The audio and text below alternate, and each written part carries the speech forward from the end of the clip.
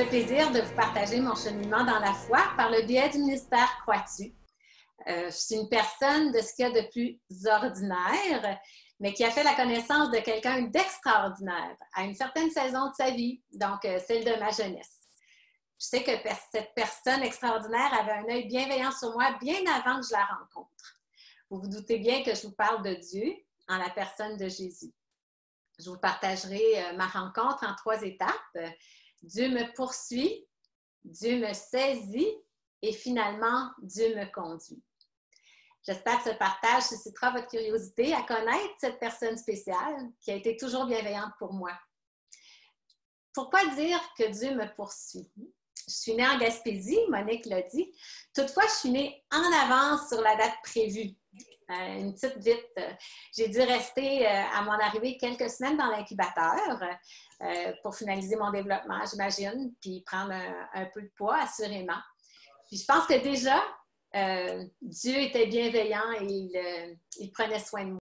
Puis on peut observer ça dans la parole de Dieu avec le prophète Jérémie, avec le roi David et aussi l'apôtre Paul. Jérémie, Dieu dit à Jérémie, « Avant que je t'eusse formé dans le ventre de ta mère, je te connaissais, et avant que tu fusses sorti de son sein, je t'avais consacré. » Dieu et David dit de Dieu, « Dès le sein maternel, j'ai été sous ta garde. Dès le ventre de ma mère, tu as été mon Dieu. » L'apôtre Paul, lui, dit, lorsqu'il a plu à celui qui m'avait mis à part dès le sein de ma mère et qui m'a appelé par sa grâce de révéler en moi son Fils. Donc, je vais vraiment rendre gloire à Dieu sur déjà, dès mon premier souffle, qu'il avait mis sa main sur moi, il me protégeait, puis je pense que dès là, il me poursuivait. Je me sens privilégiée. J'ai grandi dans une famille modeste où l'amour et le respect régnaient. Mes parents ont vraiment été de bons parents, puis ils continuent pour moi d'être un modèle, après 61 ans de mariage, un modèle assurément d'engagement. Puis je veux les honorer par ce témoignage. Je remercie Dieu de me les avoir donnés comme parents. Donc, j'ai grandi dans une famille remplie d'amour. Puis, au secondaire, j'ai vécu un petit peu d'intimidation, rien d'extrême, là, mais bon, entre adolescents, il se passe toujours toutes sortes d'histoires. Donc, j'avais de l'intimidation un peu, mais de savoir que je pouvais revenir à la maison où ce que la paix, l'amour régnait, ça l'a sûrement vraiment aidé. J'étais sportive aussi, je jouais au volleyball, donc les entraînements, les compétitions m'occupaient, puis me tenaient loin là, de peut-être des gens plus toxiques pour moi, là.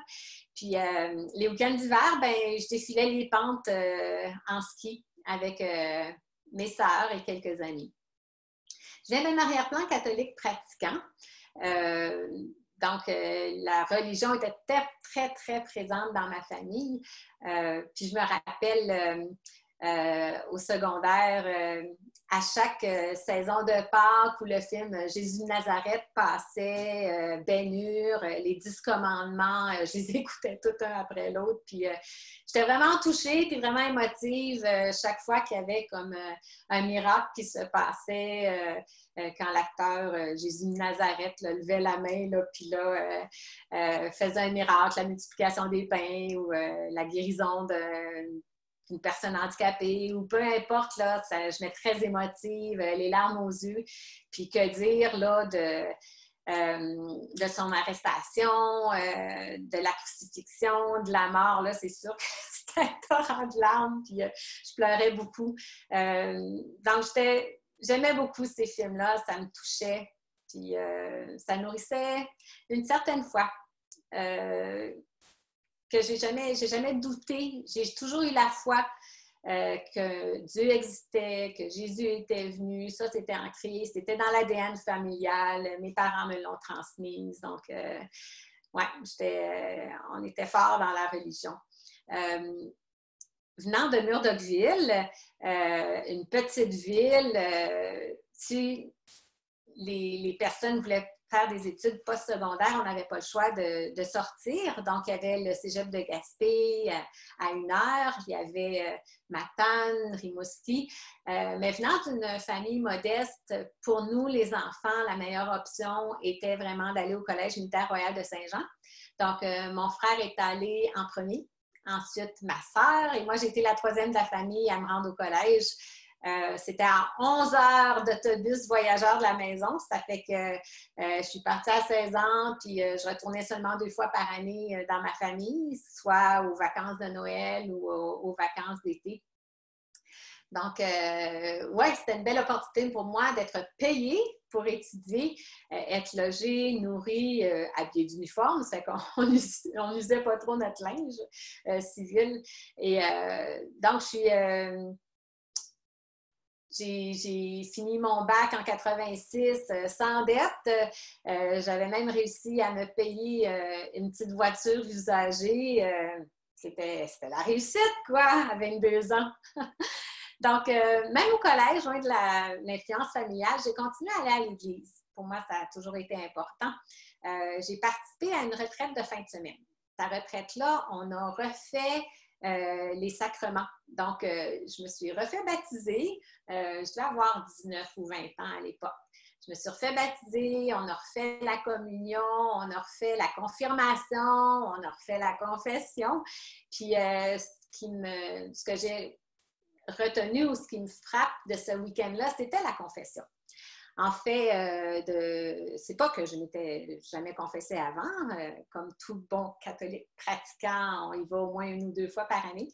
Mais cette fois-ci-là, je ne sais pas, le fait peut-être d'avoir tout refait les sacrements, un à la suite de l'autre, j'étais saisie, puis devant le prêtre, je me suis confessée, mais je n'ai pas pu confesser tous mes péchés. Puis, lui, il ne le sait pas, il doit s'en douter, j'imagine. Mais finalement, bon, il dit, bon, mes péchés sont pardonnés, va dire telle prière, puis c'est bon. Mais moi, quand je suis sortie du confessionnal, je retourne à ma chambre, je suis en larmes, je suis attristée, je suis en pleurs. Ma coloc a dit, ben voyons Louise, qu'est-ce qui se passe? Puis là, je raconte mon expérience. J'ai pas pu dire tous mes péchés au prêtre, puis il y a un péché que je sais que je vais recommencer, donc je vois pas, je comprends pas vraiment. Ça ne sert à rien le pardon, là. Je sais que je recommence demain, là, tu sais. C'est que, puis pour me consoler, elle m'avait dit, Louise, franchement, t'es bien moins pire qu'elle, tu sais. Puis là, bon, en me comparant avec l'autre, j'ai dit, ouais, je suis moins pire, c'est vrai. Je pense que ça m'a consolée. En tout cas, ça m'a apaisée pour un certain temps. Puis on est retourné, là, au collège après la fin de semaine. Puis ça a tout simplement été, ça a passé. Puis, je me rappelle aussi qu'au collège, la première année, on était 3 colocataires ensemble. Puis, on était 2 francophones, 1 anglophone. Puis, ma collègue francophone m'a invitée à une soirée de prière. Moi, tout de suite, j'ai dit oui. J'étais très religieuse, là. Je priais beaucoup. Puis, c'était la session de la période d'examen. Puis ça, c'était toujours stressant pour moi, les examens, là. C'est que tout de suite, j'ai accepté d'aller à la soirée de prière. Puis, c'était différent de ce que je m'attendais. Premièrement, c'était presque toutes des anglophones. Ça, c'est pas bien grave, là.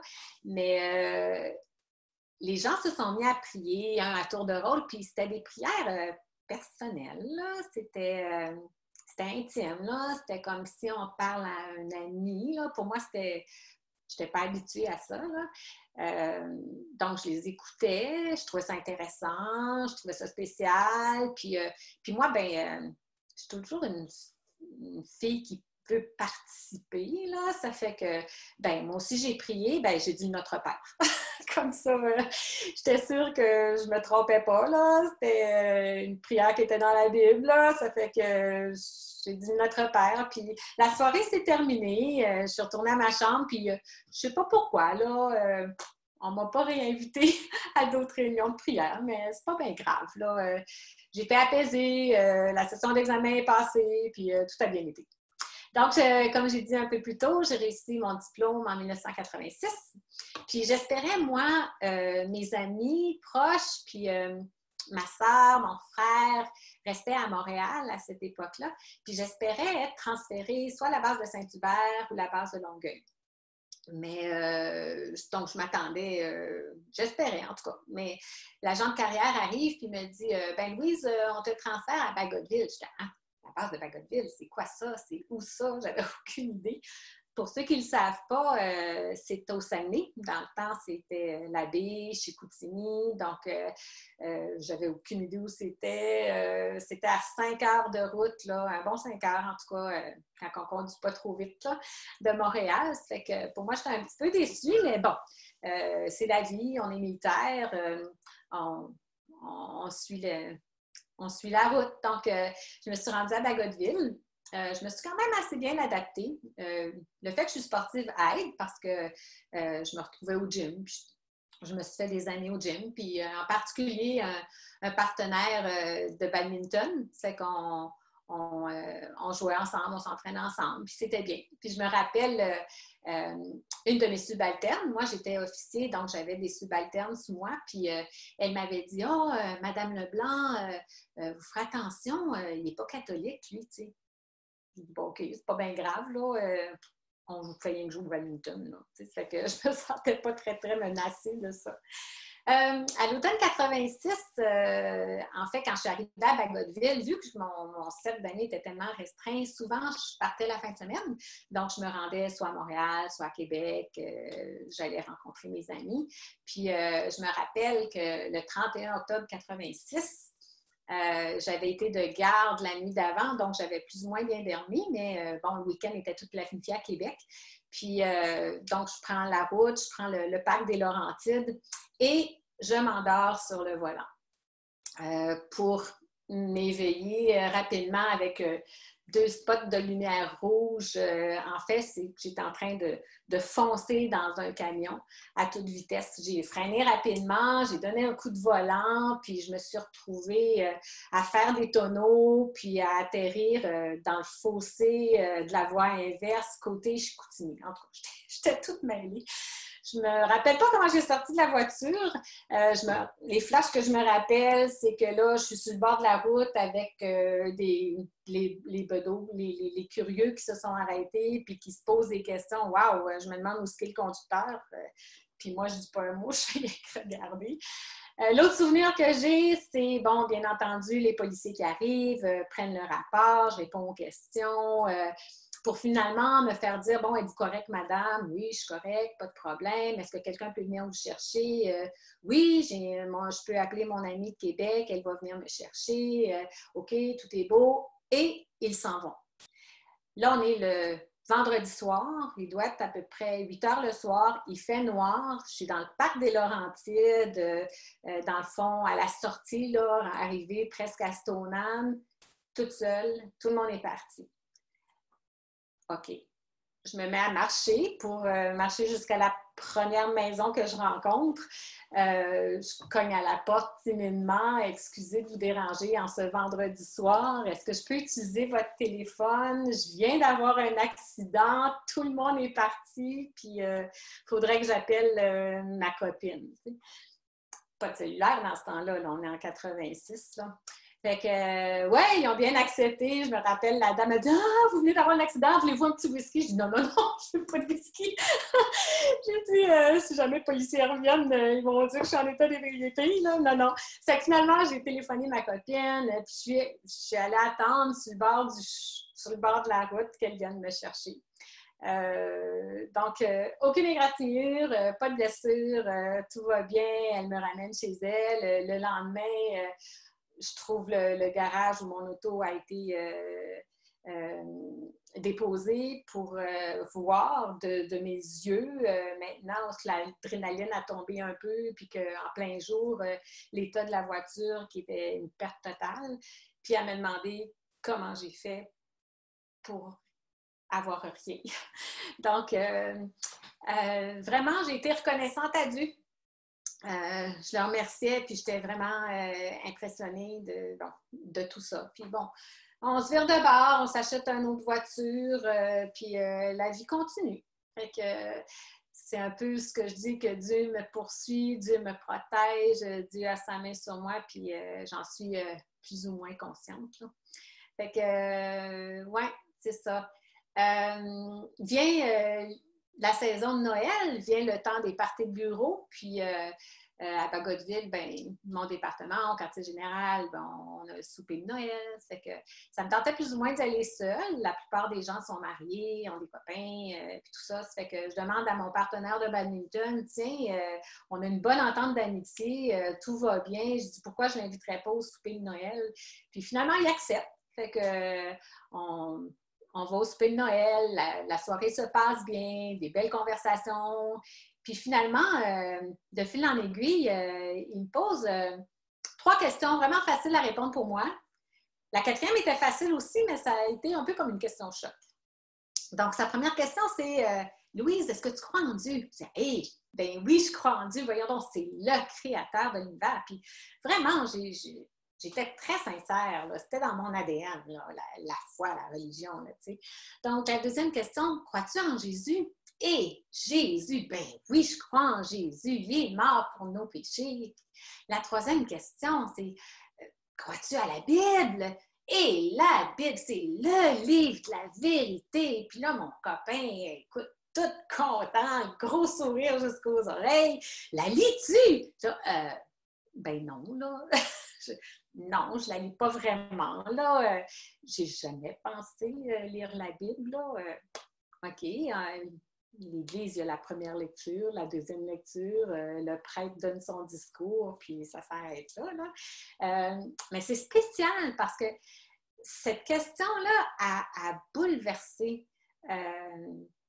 Comment je pouvais dire que je croyais à un livre que j'avais jamais lu? Moi, à cette époque-là, c'était noir ou blanc, là. C'était tout ou rien. C'était je m'embarque ou je débarque, là. J'étais intense. Donc, c'est comme s'il y a eu un déclic qui s'est passé. 1 plus 1, ça égalait plus 2. Là. Tu crois à la Bible, mais tu ne l'as pas lu, ça ne fonctionne pas. Là. Fait que la soirée a fini comme ça, puis bon, on retourne chacun chez soi, puis bon, c'est les vacances de Noël, je m'en vais en Gaspésie dans ma famille, tout va bien. J'oublie un peu le souper, puis j'oublie un peu ces drôles de questions-là. Fait que, en revenant en janvier, on avait, nous les militaires, on a des gérants de carrière qui s'occupent de nous, qui nous dit, bon, quand est-ce que c'est le temps d'être transféré à telle ou telle base, telle ou telle place. Puis moi, ben, je venais juste d'arriver à Bagotville, mais j'étais très naïve, puis je n'avais pas demandé Bagotville, puis moi, j'aurais préféré Saint-Hubert ou bien Longueuil, ou en tout cas, quelque chose de plus proche de Montréal. Puis quand je rencontre mon gérant de carrière, ben, je suis toute remplie d'espoir pour que mes rêves se réalisent, puis je demande à mon gérant de carrière, bon, si j'allais être transférée à Montréal bientôt, là, je dis, moi, de toute façon, je suis célibataire, j'ai rien, j'ai pas de maison, j'ai pas d'enfant, j'ai pas rien, je suis un cheap move qu'on appelle, là, ça coûtera pas cher. Puis le gérant de carrière, il me regarde, puis il part, ben, il dit, oui, tu viens d'arriver à Bagotville. Je dis, ben oui, c'est pas grave, là. Il dit, t'en as au moins pour 5 ans. Il dit, t'es 5 ans à Bagotville. Il dit, à Saint-Hubert puis à Longueuil, il y a une liste d'attente longue comme ça, puis ton nom, il n'est pas dessus. C'est comme, c'est comme si je frappais un mur, là. Mes plans d'avenir, ce que je pensais, n'arriverait pas comme je pensais, là. Mais bon, t'es militaire, qu'est-ce que tu veux?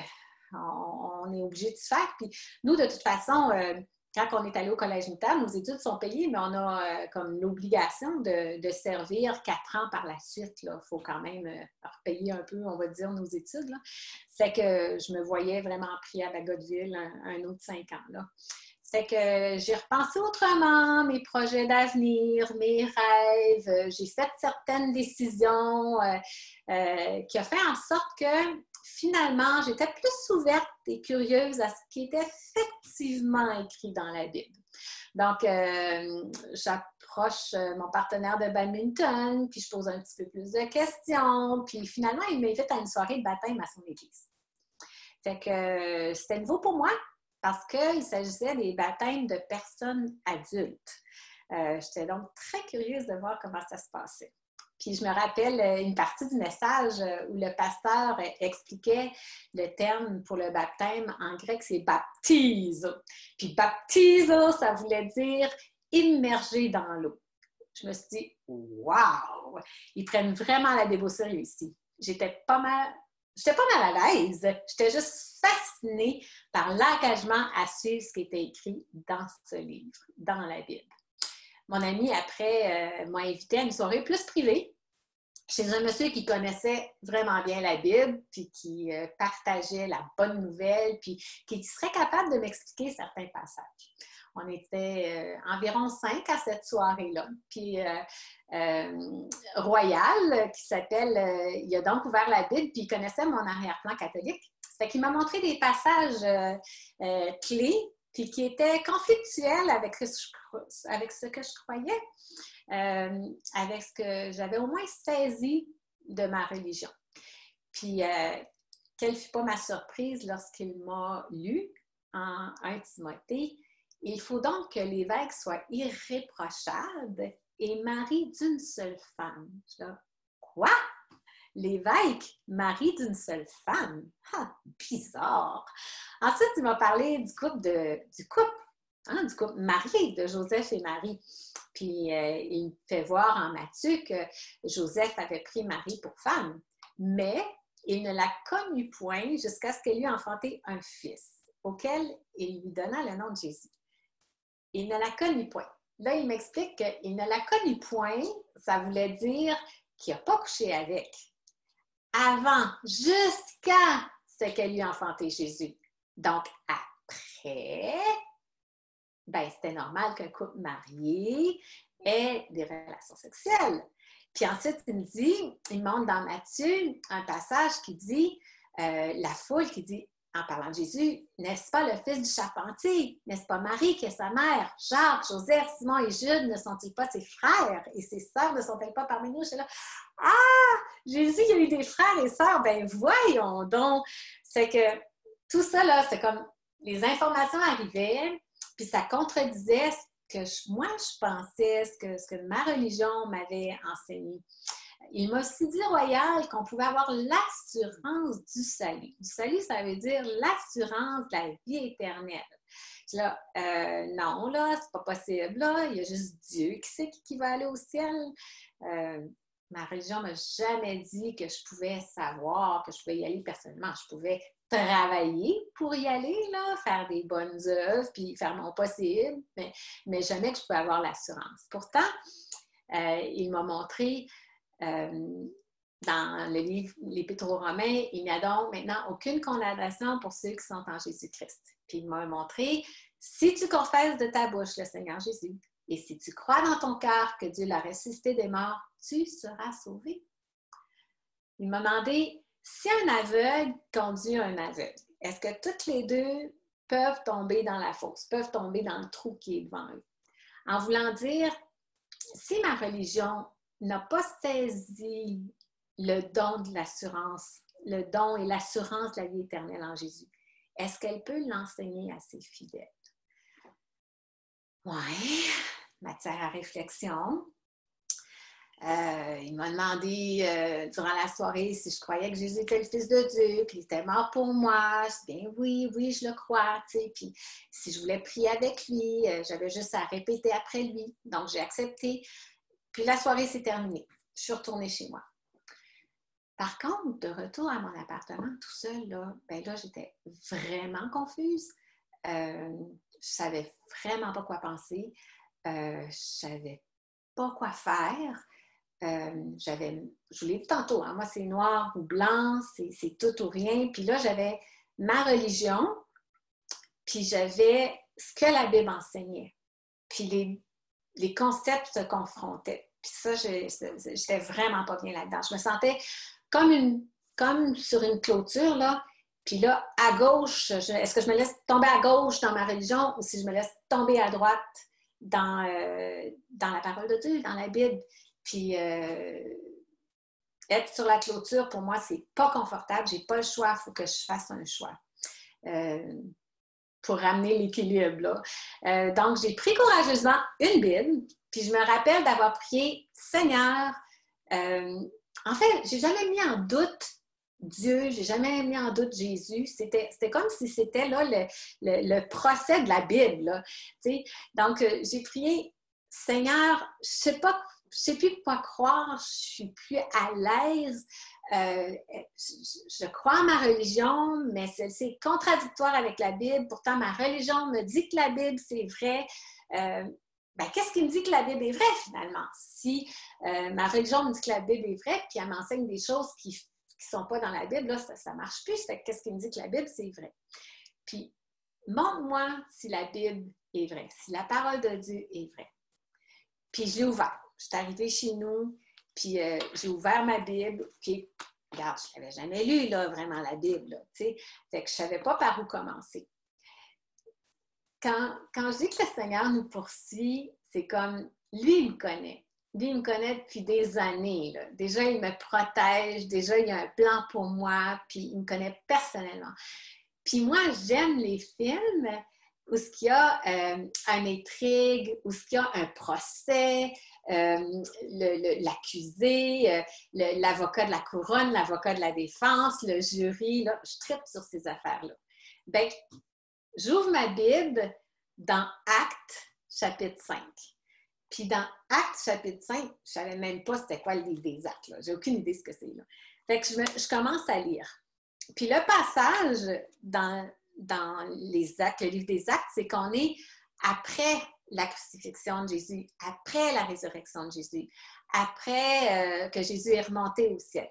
Puis c'est les apôtres qui sont tellement excités, puis ils ont tellement cette bonne nouvelle-là, qu'ils la partagent au peuple. Puis ce qu'ils partagent, c'est le Jésus que vous avez crucifié. Il est mort pour vos péchés, il est ressuscité, et, puis il partage la bonne nouvelle. Puis, mais l'establishment religieux du temps, là, le Sanhédrin, là, les sacrificateurs, les prêtres, les docteurs de la loi, ça ne fait pas leur affaire parce que Pierre les accuse. Vous l'avez crucifié. Mais la bonne nouvelle, c'est qu'il est mort pour vos péchés, mais l'establishment religieux, eux, non, ils n'acceptent pas ça. Donc, il faut arrêter les apôtres puis ils les font mettre en prison. Puis là, ils se demandent, qu'est-ce qu'on va faire? Qu'est-ce qu'on va faire de ces hommes-là? Est-ce qu'ils voulaient les faire mourir, mais ils ne savaient pas trop quoi faire parce que les foules étaient aussi impressionnées. Ils délibèrent entre eux, ils disent, que ferons-nous? On les a formellement défendus d'enseigner ce Jésus ressuscité. Puis là, ils remplissent Jérusalem par leurs paroles. Ils étaient exaspérés. Puis là, ils font un procès. Puis il y a un Gamaliel, qui est un docteur de la loi, qui était très respecté parmi tout le groupe, prend la parole. Ils font sortir les apôtres, puis il prend la parole devant le groupe. Puis là, il leur dit, « Vous, Israélites, prenez garde à ce que vous avez l'intention de faire à l'égard de ces hommes. Car il n'y a pas longtemps que se leva Theudas, qui se disait quelqu'un, et auquel se rallièrent environ 400 hommes. Il fut tué, et tous ceux qui lui obéissaient furent mis en déroute, et il n'en resta rien. Après lui se leva Judas, le Galiléen, à l'époque du recensement, et il entraîna du monde à sa suite. Il périt aussi, et tous ceux qui lui obéissaient furent dispersés. Et maintenant, je vous le dis, ne vous occupez plus de ces hommes et laissez-les aller. Si cette entreprise ou cette œuvre vient des hommes, elle se détruira. Mais si elle vient de Dieu, vous ne pourrez pas la détruire. Prenez garde, de peur de vous trouver en guerre contre Dieu. Puis là, le verset 40 dit, « Ils se rangèrent à son avis. Ils libérèrent les apôtres. Et chaque jour, dans le temple et dans les maisons, les apôtres ne cessaient d'enseigner et d'annoncer la bonne nouvelle de Jésus-Christ. » Wow! Ce texte-là m'a saisi, il m'a touché directement au cœur. Puis étant militaire, je connaissais l'importance d'être dans le camp du vainqueur. On est en 1987, puis le même message est encore enseigné. Jésus, Fils de Dieu, donnant sa vie pour moi personnellement, ressuscité et assis à la droite de Dieu le Père. Peu d'institutions humaines, de bâtiments humains ont duré dans le temps, mais il n'y avait aucun doute dans mon esprit que la parole de Dieu demeure. J'allais pas, moi, Louise Leblanc, prendre le risque de combattre contre Dieu. J'ai reçu la révélation de Dieu à ce moment-là. J'ai reçu la foi par la grâce, j'ai eu la conviction que la Bible était la parole de Dieu et je l'ai accueillie de la première page à la dernière. Mon Sauveur Jésus est dedans. La bonne nouvelle de la bouche annoncée par les apôtres, de la bouche même des apôtres, de par leur zèle, enseigner le salut parfait en Jésus seul. Jésus a tout accompli, gloire à Dieu. Leur témoignage est puissant et véridique. Dieu l'a préservé et rien ne pourra le détruire. C'est devenu une conviction. Donc, dans mon appartement, seul avec Dieu, Dieu m'a saisi et ne m'a plus jamais lâché. Il m'a révélé son amour pour moi. Il m'a révélé l'œuvre merveilleuse de son Fils Jésus. J'ai depuis ce temps-là un amour grandissant pour sa parole. Et puis ce temps, Dieu me conduit.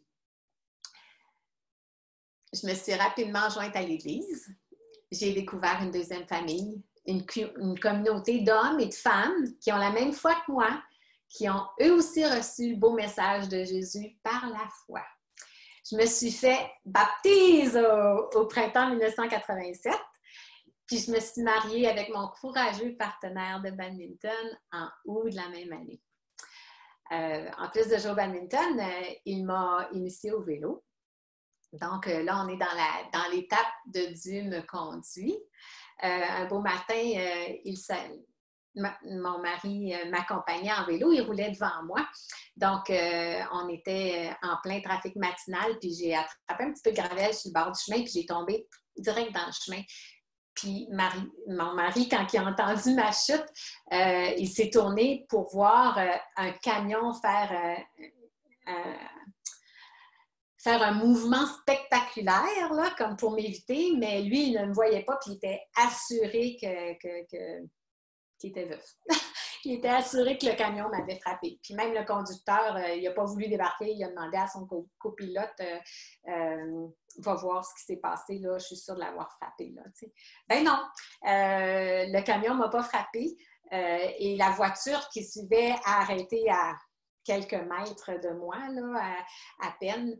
J'ai juste eu des égratignures parce que, bon, j'ai tombé puis je me suis accrochée sur le pavé, mais cet événement-là, j'avais la paix parce que s'il était arrivé quelque chose, si j'étais morte, j'étais en paix.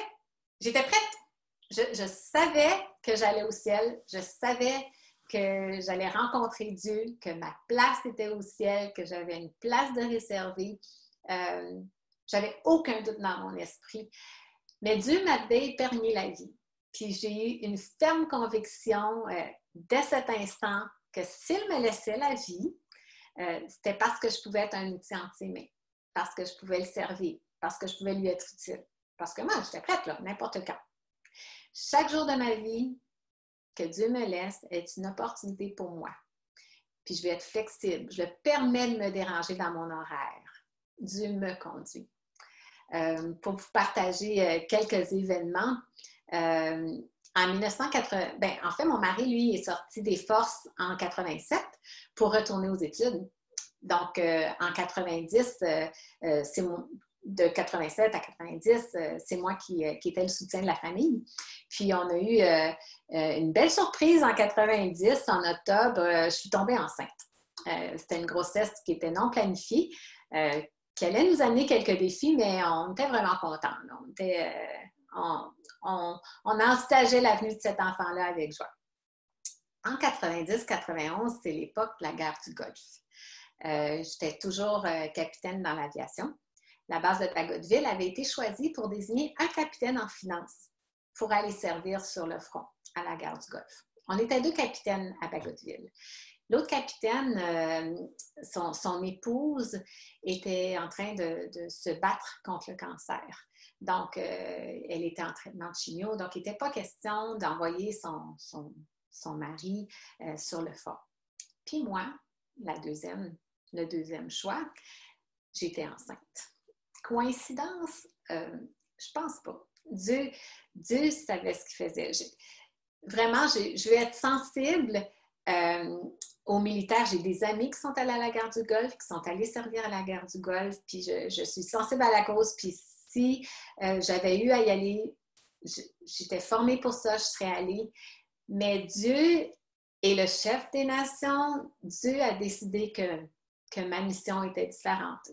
Dieu m'a gardée. Puis c'est avec cette grossesse-là, finalement, qu'il m'a gardée au Québec. Puis je vais lui être reconnaissante pour ça. Ses plans, ce sont ses plans qui se réalisent.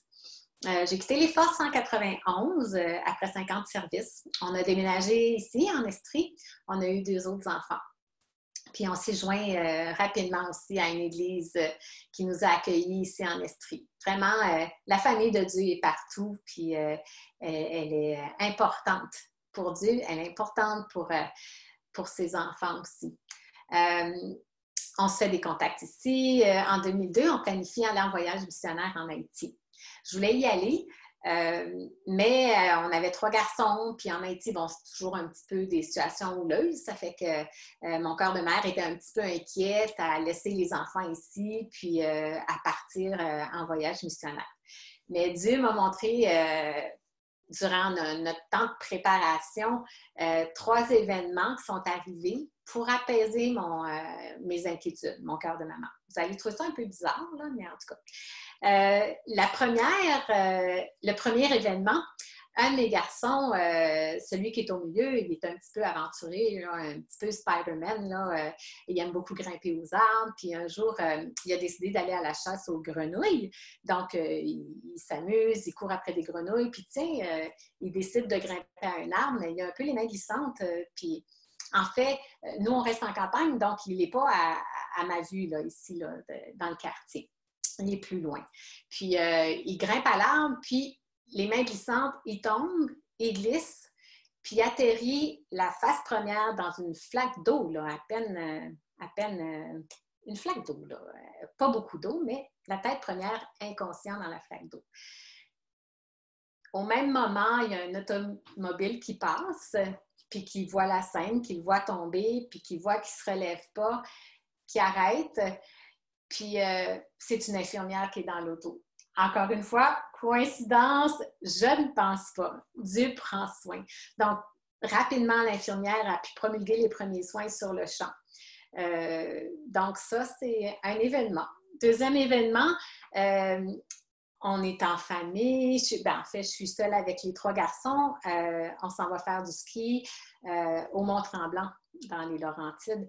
Puis, je perds mon plus vieux. J'ai perdu mon plus vieux un bon 45 minutes de temps. À cet âge-là, il y avait peut-être 9 ou 10 ans, 11 ans maximum. J'étais vraiment inquiète. Moi, je viens de la Gaspésie, un petit monde bien tranquille, tout le monde se connaît. Là, je suis dans les Laurentides, dans un gros mont où il y a plein de monde.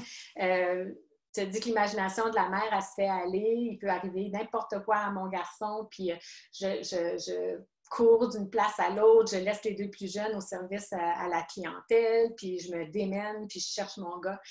Puis finalement, j'ai plus de moyens, j'ai plus rien, je crie à Dieu de faire rapidement quelque chose, puis je retourne au service à la clientèle, puis un étranger avait ramené mon garçon au service à la clientèle qui lui aussi était perdu. Wow, quel soulagement! Le 3e événement, j'avais amené, encore une fois, j'étais seule avec les garçons, je les amène faire glisser en tube, on est tout seul, puis je suis un peu téméraire, donc on fait une première descente un petit peu lentement, tout va bien, ça fait que la première descente, toi, on y va full pin, j'ai mon plus jeune entre les jambes, mais on pogne un saut, une bosse, on pogne un saut, puis lui, il part comme une flèche, puis il atterrit tête première dans un arbre. Je capotais, j'étais sûre qu'il était défiguré. Puis moi, j'avais peine à me lever, je m'étais fait un mal intense dans le bas du dos, je me lève de peine, puis mon garçon, courageusement, pas de pleurs, rien, il se lève. Il n'y avait absolument rien au visage, il y avait juste une petite coupure au cuir chevelu, puis c'était tout. Ça a l'air drôle à dire, mais ces 3 événements-là, ces 3 incidents-là m'ont démontré que Dieu était un bien meilleurs parents que moi et que je pouvais aller en paix en Haïti, qu'il prendrait soin de ma petite famille comme il le faisait déjà très bien. Donc, on est parti finalement encouragés. Puis ça nous a donné le goût d'être missionnaires par la suite. On voulait être missionnaire en Haïti. On avait visité un endroit où on pouvait servir, où on pouvait aider. Puis j'avais vraiment à cœur, là, je voulais vraiment partir. Mais Dieu n'a pas permis. Il en a décidé autrement. Puis moi, ben, j'ai eu de la difficulté à accepter ce refus-là. Vraiment, là, je boudais. J'étais ici au Québec, puis je boudais. C'est pas compliqué. Puis le Seigneur, il m'a montré mon ingratitude d'une façon assez intéressante. C'était l'approche de Noël. On avait passé finalement une année assez intense. En novembre 2002, notre maison a passé au feu. Puis 2 mois après, ben, c'était le lieu de travail de mon mari qui a passé au feu. Ça fait que tout ça a fait en sorte qu'on avait... c'est un peu pour ça là, qu'on n'a pas été en Haïti à cette époque-là. C'était un peu intense, là. Il fallait gérer nos affaires puis tout ça. Puis on a reconstruit notre maison, puis on redéménageait finalement. Puis je boudais, je n'étais pas contente. Puis je ne voulais pas rester dans sa maison-là. Puis moi, je voulais être en Haïti. Puis c'est ça. J'avais une attitude assez ordinaire, on va dire. Fait que c'est le temps des fêtes, c'est Noël, puis bon, on ne fait jamais beaucoup de flafla de cadeaux chez nous, mais pour les enfants, on a toujours à cœur au moins de leur donner un petit cadeau chacun. Ça fait que je pars magasiner, puis moi, c'est toujours un casse-tête, là, qu'est-ce que je vais leur offrir, puis est-ce qu'ils vont aimer ça, puis là, je passe dans les allées, puis je cherche qu'est-ce qui pourrait être intéressant. Puis là, j'ai comme un flash de Dieu qui me dit, tu vois, tu t'inquiètes, tu cherches quelque chose que tes enfants aimeraient. Puis moi, je t'offre un cadeau, je t'offre une belle maison, tu as une belle famille, tu as la santé, puis tu boudes. T'es pas contente? Je suis là, oh wow, ça m'a frappée. J'ai dit, wow, quel enfant gâté, quel enfant ingrate. Le Seigneur me comble, le Seigneur me conduit, me protège. Puis moi, je suis là, puis je boude parce que j'ai pas le bonbon que je voulais. Là, j'ai vu mon arrogance à vouloir dire à Dieu ce qui est bon pour moi et ce qui est nécessairement bon pour lui. Voyons, un missionnaire en Haïti, ça peut juste être sa volonté, t'sais. Mais voyons donc, je me suis repentie de mon arrogance, de mon orgueil, de mon ingratitude. J'ai débarqué du trône de mon cœur pour permettre à Dieu de s'y installer à nouveau. Dieu m'a montré que l'endroit où il dépose mon pied, c'est là qu'il veut que je le serve, puis que je le serve avec joie. Donc, ce que je veux, dans le fond, partager, c'est qu'on a des hauts, des bas dans la vie, on a des défis, on a des épreuves, il y a de la souffrance aussi, il y a de la trahison, ça fait... Bon, je vous ai raconté quelques événements, là, mais on peut en dire beaucoup plus et beaucoup plus, mais en fait, la différence, c'est de vivre toutes ces étapes-là, ces événements-là, quand on les vit avec Dieu. Puis quand on les vit selon la perspective de Dieu, ça fait toute la différence. Parce que Dieu vise à nous transformer pour que nous puissions atteindre le meilleur de nous-mêmes. La Bible nous dit qu'on est créé à l'image et à la ressemblance de Dieu. La désobéissance, qui est le péché, a déformé cette image en nous, par exemple. Puis elle a brisé la relation privilégiée que l'être humain avait, que Dieu avait planifiée avec l'être humain. Mais Dieu a rapidement rétabli le problème. Il avait un plan merveilleux, puis son plan, ben, il l'a réalisé en venant lui-même dans la personne de Jésus pour se faire connaître. Jésus s'identifiait aux humains.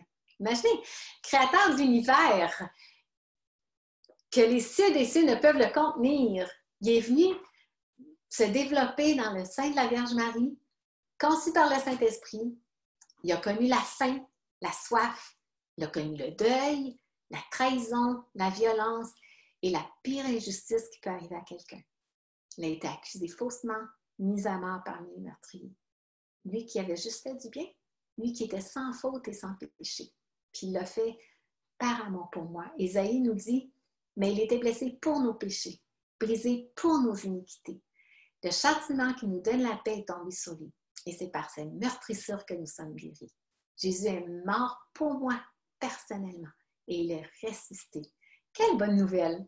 Quand il est retourné aussi vers son Père, il nous a promis qu'il ne nous laisserait jamais seuls, qu'il enverrait le Consolateur, l'Esprit Saint, pour nous guider, pour nous conduire. C'est ce que Dieu fait. Dieu me conduit. Il me parle par sa parole. Il m'encourage à persévérer dans la foi. Il me parle aussi par la communauté des croyants, par l'Église. Il s'est engagé à m'accompagner tous les jours de ma vie, dans toutes les situations possibles. Et il me l'a prouvé à plusieurs reprises. Cela me réjouit toujours qu'il me garde depuis 33 ans. Je suis prête à le rencontrer, mais je suis convaincue que j'ai ma place. Ma place est réservée au ciel. Puis j'anticipe avec assurance et confiance le jour où je le verrai finalement face à face. Quel beau jour! Donc, j'aimerais vous encourager à faire vos recherches. Je vous invite à le rencontrer personnellement.